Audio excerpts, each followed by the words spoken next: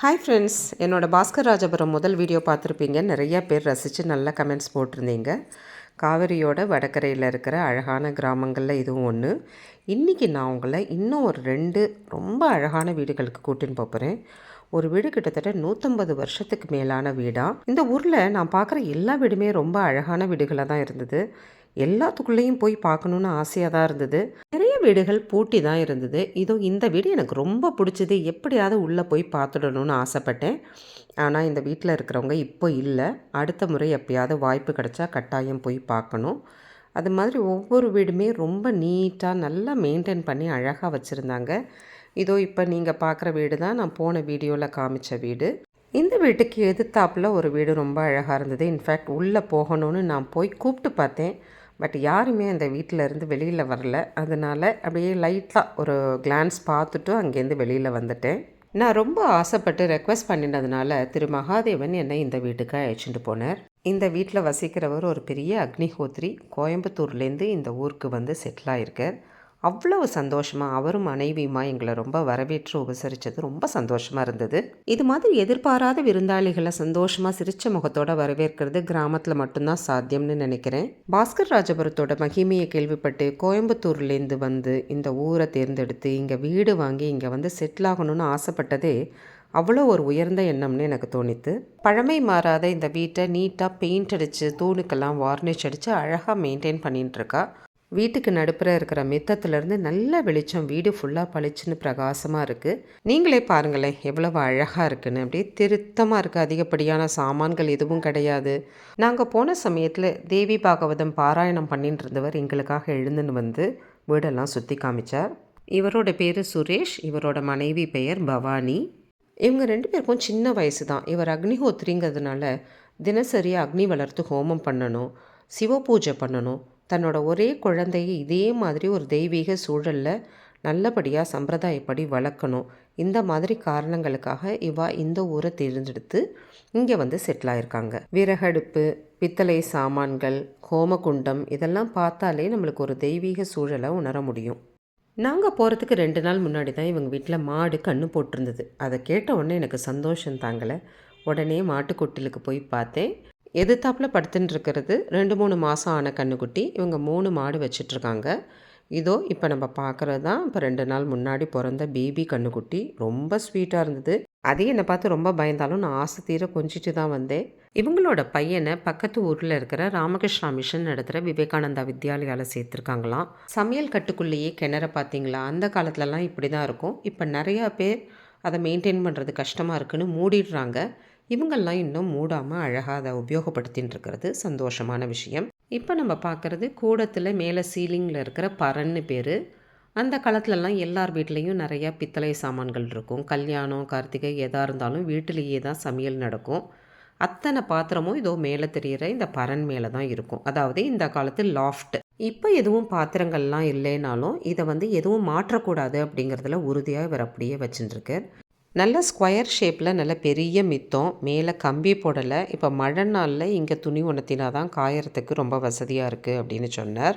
ரொம்ப அழகான வீடு. இந்த வீடை இன்னும் பழமை மாறாமல் உயிரோட்டத்தோடு வச்சுட்டுருக்கிறத பார்க்குறதுக்கே அவ்வளோ சந்தோஷமாக இருந்தது. வாசலில் அழகான தூண்களோட பெரிய திண்ணை, இரும்பு கம்பி போட்டு நீட்டாக கவர் பண்ணியிருக்காங்க.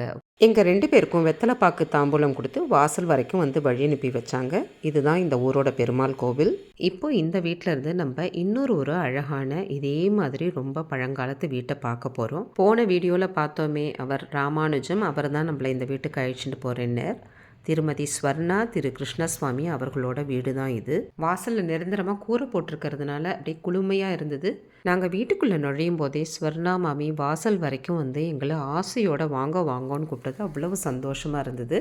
அந்த அன்பான உபசரிப்புலேயே நான் ரொம்ப மயங்கி போயிட்டேன். வாங்கோ இப்போ நம்ம வீட்டை போய் பார்க்கலாம். இந்த வீட்டுக்குள்ளே நுழையும் போதே என்னோட இளமை காலத்தில் நான் என்னோட பாட்டி வீட்டில் விளையாடினதெல்லாம் எனக்கு ஞாபகம் வந்தது. அத்தனை அழகான வீடு. கிட்டத்தட்ட 50-60 வருஷங்களுக்கு மேலாக இவங்க 2 பேரும் இந்த வீட்டிலையே தான் வாழ்ந்துட்டுருக்காங்க. நாங்கள் முன்கூட்டியெல்லாம் சொல்லலை, திடீர்னு தான் அங்கே போனோம். அதனால் அவங்க அப்படியே செஞ்சுட்டு இருந்த வேலையெல்லாம் அப்படியே போட்டுட்டு எங்களுக்கு வீடெல்லாம் சுற்றி காமிச்சு அவ்வளோ ஆசையாக பேசின்னு இருந்தாங்க. வீட்டை பார்க்கலாம். பெரிய மித்தம் நடுவில், அதை சுற்றி தாழ்வாரம், கூடம். இந்த வீட்டுக்குள்ளே நுழையும் போதே சில்லுன்னு ஒரு குளுமையை நம்ம உணரலாம். இந்த வீட்டில் எனக்கு ரொம்ப ரொம்ப ரொம்ப பிடிச்சது என்னென்னா இந்த வீட்டோட தரை தான். இந்த சேப்பு சிமெண்ட்டு அப்படியே பல கண்ணாடி மாதிரி இருந்தது.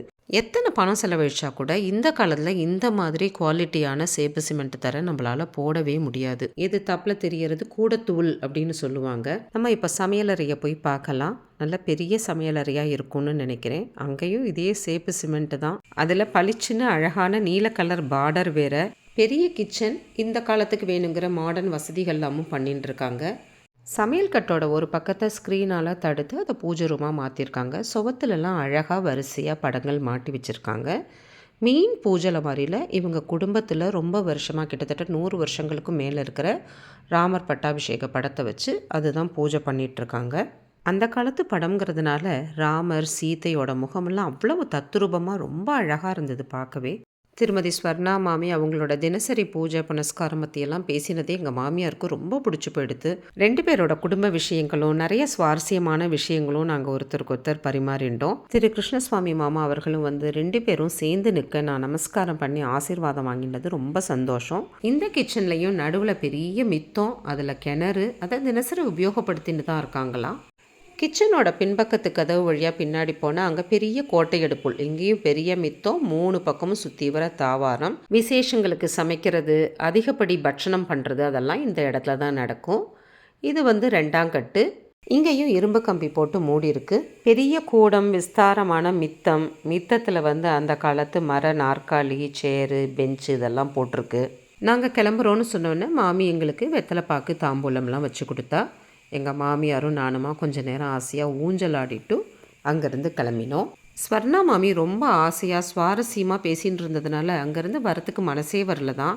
அடுத்த தடவை பாஸ்கர் ராயர் மணிமண்டபத்தில் ஏதாவது பூஜை விசேஷம்னு வந்தால் நீங்கள் கட்டாயம் வரணும், வந்து எங்காத்துல தான் தங்கணும் அப்படின்னு சுவாதீனமாக சொன்னது அவ்வளோ மகிழ்ச்சியாக இருந்தது.